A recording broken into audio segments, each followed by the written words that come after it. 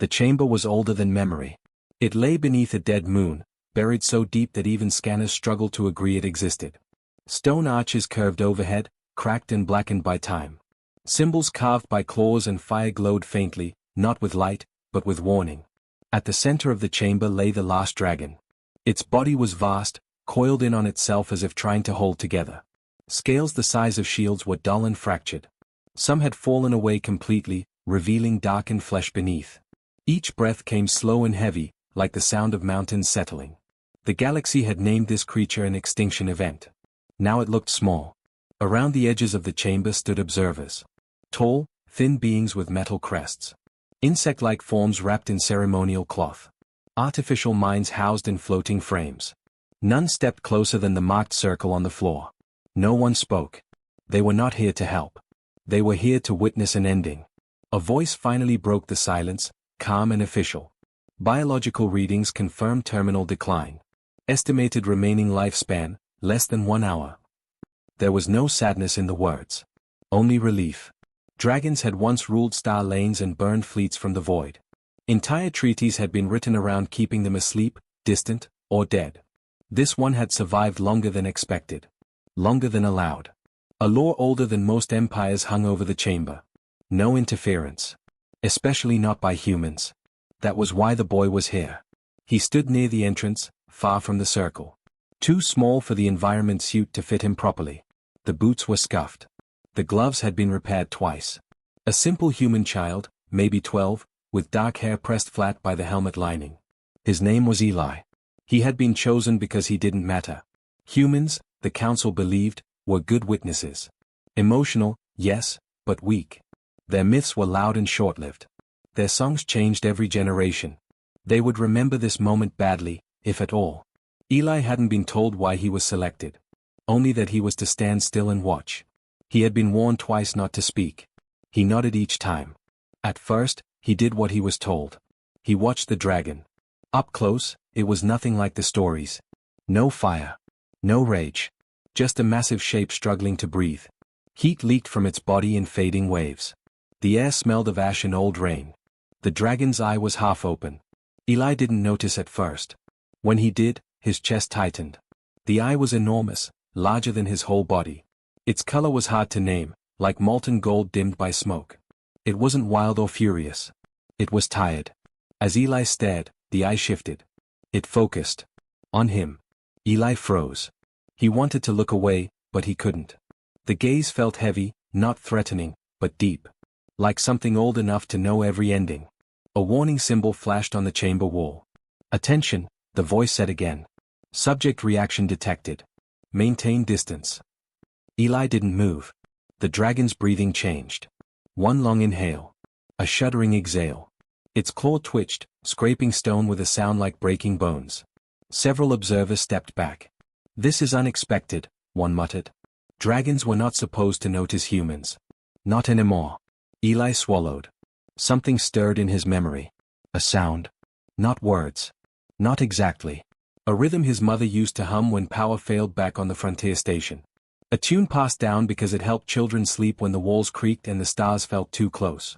The council had called such things harmless. Eli's chest hurt. He didn't know why. The dragon's eye did not leave him. A slow, cracked sound rolled through the chamber. Not speech. Something closer to a sigh. The senses spiked. Heart activity increasing, the voice said sharply. Impossible. Eli took one step forward before he realized he was moving. A sharp tone blared. Human, halt. He stopped at the edge of the marked circle. His boots rested just before the warning line etched into the floor. The dragon's eye widened slightly. Eli felt a strange pull, like standing near deep water. He had the sudden, terrifying sense that the dragon was not looking at him as prey or threat. It was listening. His throat went dry. He wasn't planning to do anything. He wasn't brave. He wasn't special. He was just a boy who knew a song that no one else seemed to remember.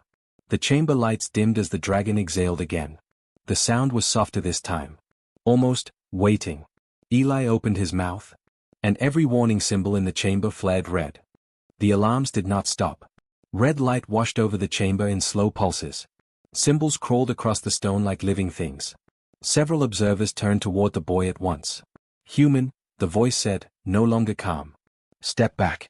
You are violating proximity protocol. Eli lowered his head. His mouth was still open, but no sound came out. His heart was beating too fast. He felt like the air had thickened around him. I'm sorry, he whispered, even though he hadn't done anything yet. The dragon's eye did not close. It watched him the way the stars watched ships, patient, silent, unblinking. The observers began arguing in low, sharp tones. This reaction was not predicted. Dragons respond to power, not children. Terminate observation if instability increases. No. We are ordered to witness. Eli barely heard them. The sound in his memory grew stronger. The tune his mother used to hum wasn't loud. It wasn't dramatic. It was slow and simple, rising and falling like breathing. She never told him where it came from. Only that her grandmother had sung it too. It's old, she once said. Older than our ships. Older than fear. He had asked why no one else sang it. She smiled, but her eyes had gone sad. Because we were told not to. Eli took a shallow breath. The dragon shifted again. Its massive chest rose, then faltered. Cracks spread across several scales. A low sound escaped its throat, pain, deep and uncontrolled. A new alert sounded. Life signs destabilizing. Eli clenched his fists. I don't want it to die, he said suddenly. The words echoed in the chamber. Every observer froze. That is irrelevant, the voice snapped. This outcome was decided long ago. Eli looked up. Why? He asked. No one answered him. He stared at the dragon. Its eye flickered, like a dying star. Heat waves weakened. The air grew colder. Eli felt something twist inside him. Anger, small but sharp. Not loud human anger. Something quieter. More stubborn. He remembered the warning lessons. Songs removed from databases. Melodies flagged as unsafe. Old human traditions labeled non-compliant cultural artifacts. Most people forgot them. His family hadn't. Eli stepped fully into the marked circle. The alarm screamed. Human, someone shouted.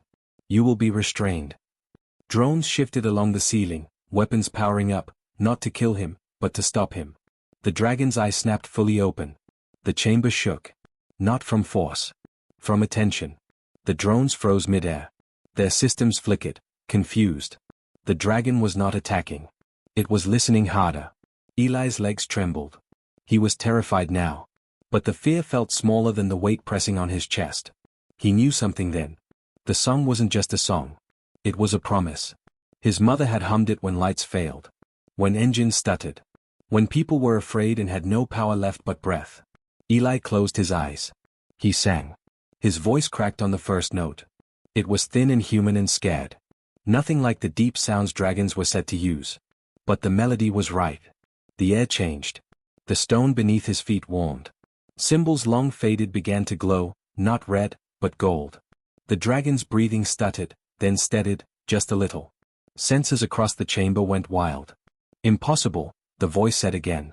Energy pattern unrecognized. The observers backed away in silence now. Eli kept singing. The song moved slowly, looping back on itself. Each note seemed to settle into the dragon's body, like water finding old cracks. A memory stirred. Deep in the dragon's chest, something ancient shifted. Not strength. Not rage. Recognition. The dragon's eye filled with light, not fire, not fury, but memory. Images rippled across its surface. Stars from before maps. Humans standing beside dragons, not beneath them. The song was not meant to command. It was meant to remember. Eli's voice shook, but he did not stop. Tears slid down his face inside the helmet. He didn't know why he was crying. He only knew the song was not human at all. Humans had been trusted to keep it. The dragon exhaled. This time, the sound was not pain. It was relief. The alarms fell silent, one by one. And somewhere deep beneath the dead moon, something long thought extinct began to wake. Silence filled the chamber. Not the empty kind. Not the kind that comes after something ends. This silence felt heavy, waiting, as if the stone itself was holding its breath. Eli stopped singing. His throat burned. His chest hurt. He hadn't realized how long he'd been holding the last note until it faded into nothing. The dragon did not move. For one terrible moment, Eli thought he had failed. Then the dragon inhaled. It was deeper than before. Stronger. The sound rolled through the chamber like distant thunder, steady and slow. Cracks along its scales stopped spreading. Some of the dull, broken plates darkened, then began to glow faintly from within. Gold. Not bright. Not violent. Alive. Senses screamed again, but this time the tone was different. Confused. Panicked. Life signs increasing, the voice said, struggling to stay composed. Cellular regeneration detected. This is not possible. This is not. The voice cut off. Every system in the chamber flickered. Lights dimmed. Drones dropped a full meter before stabilizing. Data streams scrambled as if reality itself had skipped a step. The dragon's eye closed. Gasps rippled through the observers. Did it just? No. That was not death. The eye opened again. It was brighter now. Clearer. The tired haze was gone. What looked back at the chamber was ancient awareness, sharp and awake. Eli stumbled backward, almost falling. The dragon's head shifted. Stone cracked as its neck uncoiled slightly, slow and careful, like a mountain deciding to move. Heat rolled outward, no longer fading, but controlled. Measured. Alive. Containment breach imminent, someone shouted. No, another said, voice shaking. It's not attacking. They were right. The dragon lowered its head. Not in submission. In recognition. Its gaze settled on Eli again. Not heavy this time. Gentle. Focused. Eli swallowed.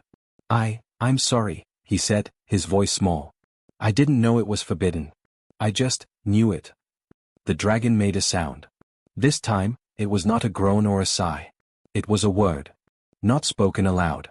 It formed inside Eli's mind, clear and warm, like a memory that wasn't his. Keeper. Eli gasped and dropped to one knee.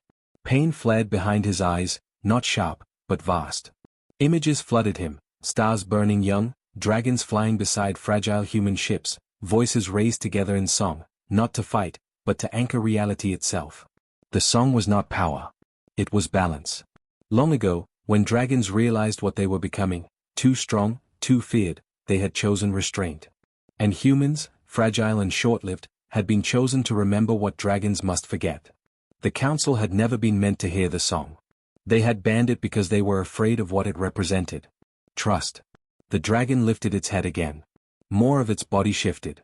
Not fully rising, but enough to make the chamber groan in protest. Fear swept the observers.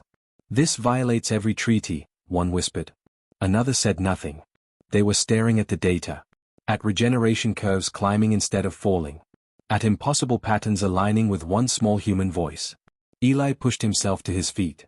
The dragon did not burn the chamber. It did not roar. It simply existed. And that was worse. Because the galaxy had built itself on the belief that dragons were gone. A new signal burst through the chamber systems, overriding protocols no one remembered installing. Ancient. Authorized. A single message spread across council space, carried on channels thought inactive for millennia. The song has been sung. Eli felt the dragon's attention shift outward, beyond the chamber, beyond the dead moon. Something old was waking elsewhere. Not many. But enough. The dragon looked back at him one last time. Do not be afraid, the presence said gently. You did what you were meant to do. Eli shook. I don't want a war, he whispered. The dragon's eyes softened. Neither do we. And far across the galaxy, ancient systems that had slept for ages quietly powered on. Not to destroy. But to remember. The council chamber did not erupt into chaos right away. That came later. At first, there was only disbelief. Screens across the chamber filled with cascading data. Old files unlocked themselves. Sealed archives surfaced without authorization. Treaties no one remembered signing reappeared, stamped with symbols older than any living government. The observers stared in silence. This channel, it predates the council, one whispered. Another voice trembled. It predates our species. Eli felt it too. A pressure, distant but growing. Like the moment before a storm breaks, when the air turns heavy and every instinct says something is coming. The dragon shifted again. This time, it rose. Not fully. Not violently. But enough that its vast body lifted from the stone floor, coils unwrapping with slow, deliberate control. Where its weight left the ground, cracks sealed themselves. Burn marks faded. The chamber healed around it as if remembering what it was meant to be. A sanctuary. The dragon's scales no longer looked dead. They carried color now, deep bronze and ember gold, shot through with lines of soft light. Power, yes. But restrained. Held. Chosen. The observers backed away until they pressed against the walls. No one reached for a weapon. They all understood, at last, how pointless that would be. The dragon's presence expanded, not physically, but conceptually. Systems struggled to classify it. Senses failed not because of overload, but because the dragon did not fit into threat models anymore. It wasn't an extinction event. It was a reminder. Eli stood very still. He felt small. Not weak, small, the way you feel under a night sky so wide it makes arguments meaningless. The dragon's voice returned to his mind, calmer now, layered with memory. They taught you to forget us. Eli swallowed. They told us dragons destroyed worlds. A pause. We did, the dragon admitted. Before we learned restraint. Images surfaced again. Dragons in rage. Stars collapsing. Fear spreading faster than fire. Then another image followed. Humans stepping forward, not with fleets, not with weapons, but with voices raised together. Singing not to command, but to anchor. To slow the spiral. To remind dragons of limits they could not impose on themselves. The dragon had not been imprisoned. It had been waiting. The council chamber doors slammed open. Officials flooded in, living beings, synthetic minds, emissaries linked through projection. Panic buzzed through the air like static. What has the human done? Is this an attack? Contain the dragon at once. Eli flinched. The dragon did not. It turned its gaze toward the newcomers. The temperature in the room stabilized. Gravity remained constant. No aggression. Just attention. The loudest voices faltered. The dragon spoke, not into minds this time, but through the chamber itself. The sound was deep, layered, resonant enough to vibrate bone. We were not killed, it said. We were silenced. Every system translated the words perfectly. The chamber went utterly still. You feared what we could become, the dragon continued. So you erased what kept us whole. You banned the song. You broke the covenant. And you told yourselves it was mercy. Several council members tried to speak. None succeeded. The dragon lowered its head slightly, still towering, but no longer distant. This child did not give us power, it said. He returned memory. Eli's knees shook. I didn't mean to, he said softly. I just didn't want you to die. The dragon looked at him. That, it said, is why humanity was chosen. A murmur spread through the chamber. Chosen. The word hit harder than any threat. You trusted humans? Someone demanded. Fragile. Short-lived. Uncontrolled. Yes, the dragon replied. Because you mistake restraint for weakness. Humans do not. Silence followed. Outside the dead moon, space itself seemed to ripple. Signals arrived from distant systems, ancient beacons activating, one by one. Not fleets. Not armies. Witnesses. The galaxy was beginning to remember what it had buried. Eli felt the weight of it press down on him. What happens now? He asked. The dragon considered him. Now, it said, the galaxy must face what it tried to kill, not monsters, but balance. And somewhere far beyond council space, other voices, long quiet, began to answer the call. The galaxy did not burn. That was the first surprise. Fleets did not mobilize. Borders did not collapse. No stars went dark. For generations, every model had predicted that the return of dragons would mean war. Instead, trade lanes went quiet. Not closed. Just paused. Ancient navigation buoys began transmitting again, humming with old frequencies that modern systems had never been built to hear. Ships slowed. Captains hesitated. Across 1,000 species, something deep and instinctive whispered the same warning. Listen. The dragon remained on the dead moon. It did not reclaim territory. It did not demand obedience. It simply stayed, visible, undeniable, alive. That changed everything. The council attempted statements. Clarifications. Carefully worded lies. None held. Too many ancient systems were waking, releasing records that had been buried before most civilizations learned to write. The truth spread. Dragons had not been defeated. They had stepped back. And humans had been the keepers of the one thing dragons could not trust themselves with, memory. Eli was not taken away. No guards dragged him from the chamber. No chains closed around his wrists. The dragon made sure of that. He is under my protection, it said simply. No one argued. Eli was afraid, but the fear felt distant now. He sat near the edge of the chamber, legs drawn up, helmet removed, breathing real air for the first time in hours. The dragon lowered its head until one massive eye was level with him. "You will age," it said gently. "You will forget parts of this. That is the cost of being human." Eli nodded. "I forget things already." A rumbling sound passed through the dragon. Laughter. "But the song will remain," the dragon continued. "Not because you remember it perfectly, but because you will teach it imperfectly. That is how it survives." Eli frowned. "They'll ban it again." "Perhaps," the dragon said. "But now they know what happens when they do." Beyond the dead moon, a shape moved through the stars. Then another. Not many. Not an army. A presence. Other dragons were waking, not to return to dominance, but to return to watchfulness. To guardianship. To balance. The galaxy adjusted. Slowly. Carefully. New laws appeared without announcement. Never erase memory. Never silence a song. Never assume extinction means defeat. Human worlds were not elevated. No thrones were offered. No titles were demanded. Humans remained what they had always been, small, stubborn, and impossible to fully control. That frightened the galaxy more than dragons ever had. Eli eventually left the dead moon. He grew older. He told stories that sounded like myths. He hummed a tune to children when lights failed, when engines stuttered, when fear crept in. Most would never know where it came from. But sometimes, very rarely, when a human voice carried that melody into the dark, the stars seemed to listen. And far away, ancient eyes opened, calm and watchful. The forbidden song had never been meant for dragons. It had been meant to keep the galaxy whole. Final HFY line. Humans were never chosen for their strength. They were chosen because they remembered what power must never forget.